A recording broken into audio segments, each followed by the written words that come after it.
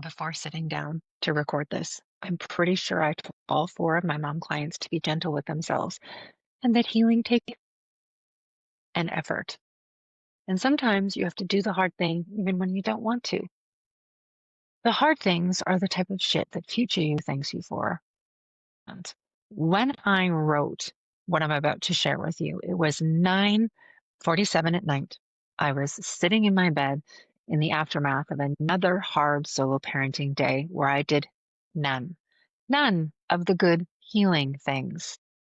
Hi, I'm Kayla Huzar, host of the Chill Like a Mother podcast, and I am a therapist mom for moms. And when I wrote this, it was the quiet aftermath. I could hear the dishwasher humming.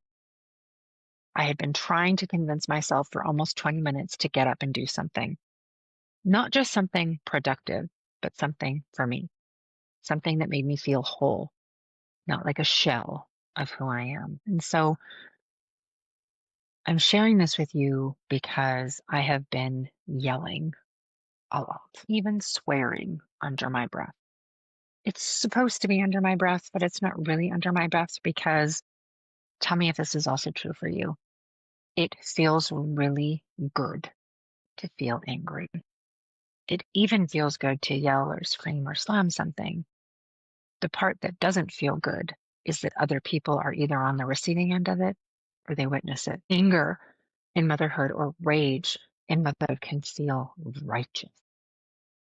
I myself describe it, and my clients can describe it as I feel like I deserve to feel this level of anger. I deserve to feel this level of frustration. Writing all of this out at the end of the day, I knew that I wanted to wake up regulated tomorrow morning, but I find it so hard because there's this easy stuff. There's this easy stuff that makes me feel good immediately, like scrolling, like not sitting with my thoughts, like not acknowledging my feelings, like numbing out, distracting, avoidance, right? And so I'm going to get to the whole story. But the evening that I wrote this on, my kids and I had watched Puffin Rock right before going to bed. And the episode was all about doing things the Puffin way, the slow and steady and intentional. And as I was feverishly working, as they were watching this, it hit me like a brick. I'm not taking things slow or steady or intentional. I am rushing through life, trying to avoid feeling at all costs. And it is costing me. And so here beside me, my kids were learning about how to take things slow and steady while I'm over here wanting motherhood, wanting healing, wanting to break generational patterns, to be quick and easy. I'm wanting to rush through the process. I don't want to people please anymore. I don't want to be codependent. I don't want this, that, or the other thing in my life anymore. I want the Amazon Prime solution. I want it to be quick and easy, and I want it to arrive with same day delivery.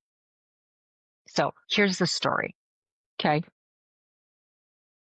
We had a day, and my son had come up to me and he wanted to play hotel. And he wanted to arrive at the hotel. He had this whole vision. Okay. So he was going to go for a bike ride and then arrive at our house like a hotel. So he went out. I got the hotel keys ready. I got the little scanner thing set up on the wall and I programmed the iPad so that the apps wouldn't open without the codes on their cards. And I had like made little check boxes of like shower, pajamas, brush teeth. And I had kind of created this whole elaborate game where they were going to complete their bedtime routines for the codes so that they would actually work. So something had happened while my oldest was on his bike ride and he came home in a bit of a mood. And when he came home in a mood, we dealt with that. That was about 20 minutes. Then my youngest was having a hard time transitioning into the shower because he had just had 20 minutes where he kind of had to be quiet and just like observe what me and my oldest were doing. And talking about my youngest started acting up. My oldest, we had just spent this like, time regulating and storytelling, and I was really trying to be present. And all I could think was, as soon as my youngest started acting up, was, guys, I'm trying to have fun here. You guys asked for the fun and I made it fun. I brought the fun. And now you are making it hard for me to feel fun about it. Quick side note, if you're new here, I have ADHD. And so I'm sometimes not very good at being flexible, but look, I was trying. All I could think was, damn it, you guys, you're not being flexible. This was your idea. And so, this point of the story, this is where the book I'm reading about inner child healing would tell me that I probably need to name my feelings and process them and sit for a minute with it. And all this stuff just reminds me that that all of the ways that maybe I couldn't have the words to get from brain to mouth to express myself. And it triggers in this moment because my kids are needing me to have this like emotionally intelligent language, and sometimes I can't access it. And so, what I find hard about these moments of parenting is that it kind of reminds me of that. And so, when they're asking, they're kind of needing me to show up in this emotionally intelligent way. And and I can't access that part of myself. Like I'm overwhelmed or flooded, or I just need the day to be over, right? Like this was supposed to be the fun part before the easy part of the day. And and sometimes this is how my clients describe it, is like their children are needing them to show up in the ways that they weren't given that as a child, right? They were told to be quiet, go away, do this, do that, don't bother me. Your emotions are um too big, too dramatic, too whatever. And so it's hard to access that within yourself in this moment. And so here's the reality, is that nobody, literally no one, not even your kids, get out of childhood without some kind of hurt or mistranslated message or need that is not met. I can show up 100% of the time for my kids, and there will still be something that I'm not able to show up for. There will be a day, there will be a time, and I've got a 10 and a 5-year-old. I know that I've already done it once, twice, probably a handful of times. But it doesn't matter how intentional we are, because there's just shit that our parents couldn't do. There's shit that we can't do. There is stuff that we just can't show up for, things that we're navigating, things that are hard because life gets in the way. We are all humans having a human experience with human emotions. And in your relationship with your children, just like me in this moment with my children, I am learning what one person needs than another. I am learning that sometimes we have to do the hard thing for them. We have to do the hard thing for them, for our partners, for our parents. Okay, so back to the hotel play, the height of everyone's emotions. I was trying to breathe. I was doing all of the good things to regulate. I moved my body. I had a drink. I closed my eyes. I did the deep breathing. I shook out my body. I told them I needed a minute. I even walked away. I recircled back and I tried to be silly again. I tried to connect. I needed to reset to find my center, and nothing was working. Nothing was working. It felt exhausting. It felt exhausting. That's not their fault. I was probably loud and intense and something, some moment in all of that. And I wish that they knew that it wasn't their fault, that the anger and the overwhelm and the stuff, that's me. That's my stuff that I'm working through. And I'm doing it one messy day at a time. And so why am I sharing this with you? Because I hear from moms all the time, as they can see that their patterns, that their things are affecting their children, or they may affect their children. And when they're really little, maybe you can brush it off because they just love you so goddamn much. And now that my kids are older, that love oh, it's still there. It's deep. It's deep. Um, but it's less shown. They don't necessarily run to me when I get home anymore. They they still need me in a lot of ways. But they're old enough to give me back what I've given them. And sometimes that stings. They are sponges and mirrors and mini me's. And this kind of conversation matters because they don't owe me anything.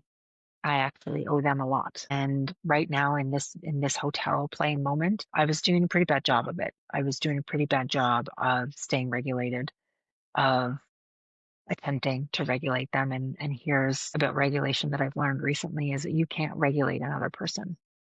You can be the calm in the storm, but you can't actually take on their regulation. They have to learn how to regulate. They actually have to want to use the tools. You can show them, you can model them, you can do all kinds of amazing things with it. In this moment, when I was doing all of the good healing things, what I was pissed off about was that they weren't doing their part.